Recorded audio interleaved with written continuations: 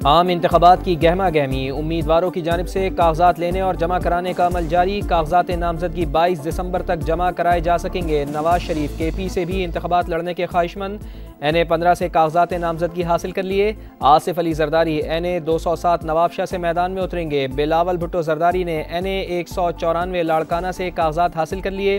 جہانگیر خان ترین کا NA-155 لودھرا سے election لڑنے کا پلان۔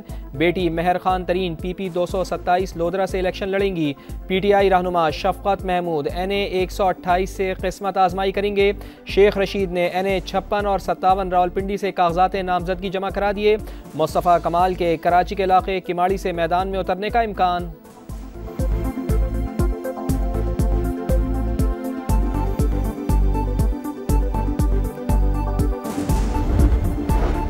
سابق چیئرمین 3 حلقوں سے الیکشن لڑیں گے۔ PTI کا اعلان۔ بیرسٹر گوہر بولے توشہ خانہ میں سزا معطلی کے خلاف درخواست کر رکھی ہے، امید ہے جلد فیصلہ آ جائے گا۔ ٹکٹ کا اعلان بھی جلد کر دیں گے۔ چاہتے ہیں انتخابات مقررہ وقت پر 8 فروری کو ہی ہوں۔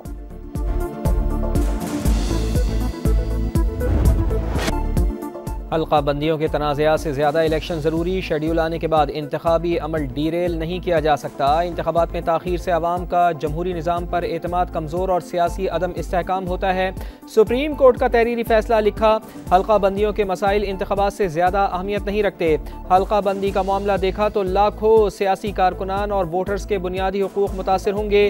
بہتر یہی ہے عام انتخابات تک حلقہ بندیوں کے معاملات ٹال دیں۔ اگر حلقہ بندیوں کی درخواست سے سنی تو مقدمے بازی کا سیلاب امڑ آئے گا، انتخابی شیڈیول متاثر ہوگا۔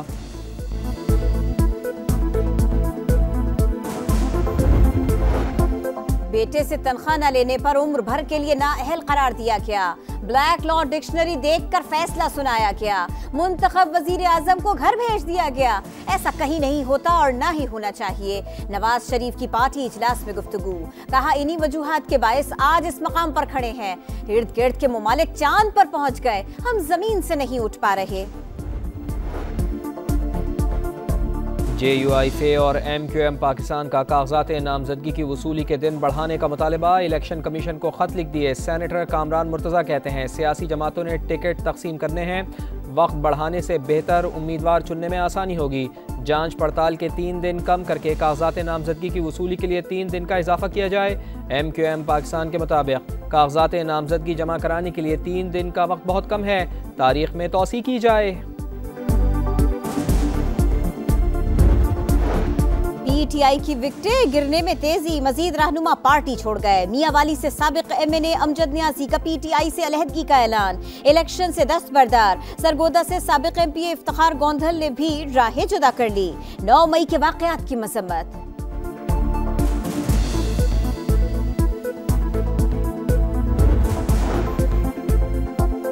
نون لیگ کی ٹکٹ کے خواہش مندوں کو فوری کاغذات نامزدگی جمع کرانے کی ہدایت، امیدواروں کو ٹکٹ نہ ملنے پر کاغذات واپس لینے کا حلف نامہ دینا ہوگا۔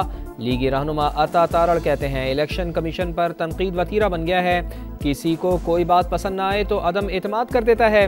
حلقہ بندیوں پر ہمیں بھی تحفظات ہیں، اس کا مطلب یہ نہیں کہ الیکشن کمیشن پر اعتراضات شروع کر دیں۔ ISI، FIA اور IB سمیت کسی ایجنسی کو آڈیو ٹیپ کرنے کی اجازت نہیں۔ اگر کوئی حکومتی ایجنسی ریکارڈنگز کر رہی ہے تو وہ غیر قانونی ہے۔ اٹارنی جنرل کا اسلام آباد ہائی کورٹ میں جواب، عدالت کی آئندہ سماعت پر FIA اور PTA سے دوبارہ جواب جمع کرانے کی ہدایت۔ جسٹس بابر ستار نے ریمارکس دیے، تماشا بنانا چاہتے ہیں تو بنا لیں، اگر حکومت نے نہیں بتایا تو پھر نیشنل اور انٹرنیشنل عدالتی معاون مقرر کریں گے۔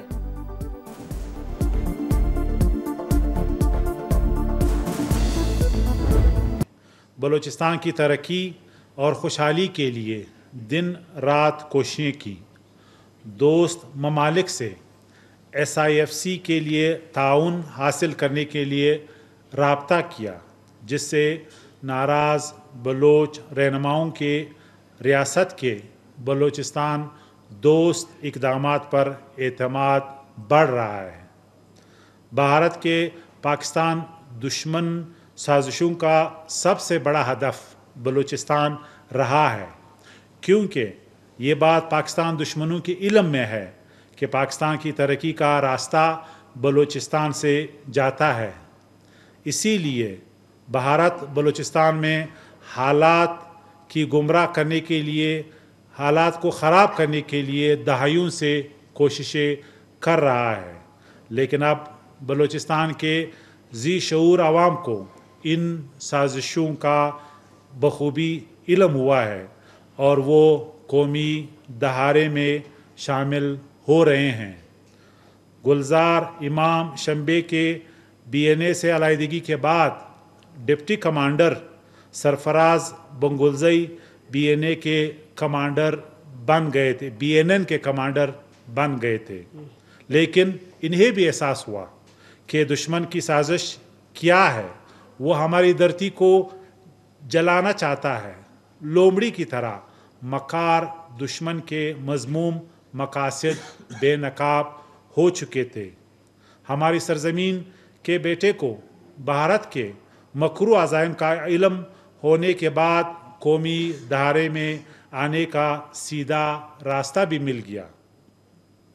इस सिलसिले की कड़ी हमारे पास BNA के कमांडर अपने तकरीबन 70 साथियों के साथ कौमी दहाड़े में शामिल होने के लिए आए हैं। रियासत की जानिब से इन्हें खुशामदीद कहता हूँ। मैं अब सरफराज बंगुलजई साहब को इजहार ख्याल का मौका देता हूँ।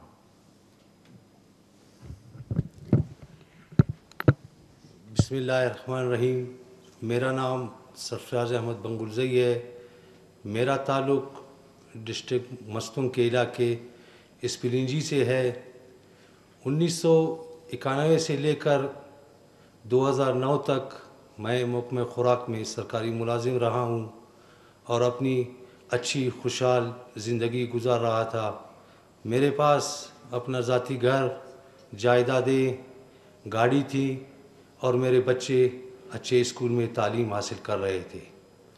2009 में मैं चंद लोगों के बिखावे में आकर अपने साथियों समेत मुसल्लह जद्दोजहद में शामिल हुआ। इस दौरान मैंने किसी भी कुर्बानी से दरेक नहीं किया। अपने करीबी साथियों समेत अपने करीबी रिश्तेदारों और 2 बेटे भी मैंने कुर्बान किए। जब हमने यही समझा कि मैं बलोच हुकूक के लिए जद्दोजहद कर रहा हूँ। इस काम में जब मैं शामिल हुआ, मैं इबादत समझकर इस तहरीक का हिस्सा बना, लेकिन जब हमें पता चला, इर्द गिर्द हमने अपनी नज़र दौड़ाई, यहाँ पर सिर्फ़ कुछ चंद लोग हैं जो अपने ऐश व अशरत की ज़िंदगी गुजार रहे हैं। इर्द गिर्द मज़ीद हमने नज़र डाली जहाँ पर इसमें तमाम तंजीमें भत्ताखोरी, मंशियात फरोशी और लोगों के अगवा बराए तावान बैरून ममालिक के फंड्स लेकर अपनी ऐश व अशरत की ज़िंदगी गुजार रहे थे। ये तमाम चीज़ें देखकर हमने महसूस किया कि यहाँ कौमियत और इस सरज़मीन के लिए कोई जंग नहीं हो रही है। लोग सिर्फ़ अपने ज़ाती मुफादात के लिए आम मासूम बलोचों को मरवा रहे हैं। बलोचों का खून बलोचों के हाथों करवाया गया और अब भी जारी है। इस तमाम साजिशों में ख़ासकर इंडिया का हाथ है। इसके अलावा दीगर हमसाया ममालिक जहाँ पर काफ़ी लोग इस वक्त भी बैठकर अपनी ऐश व अशरत की ज़िंदगी गुजार रहे हैं,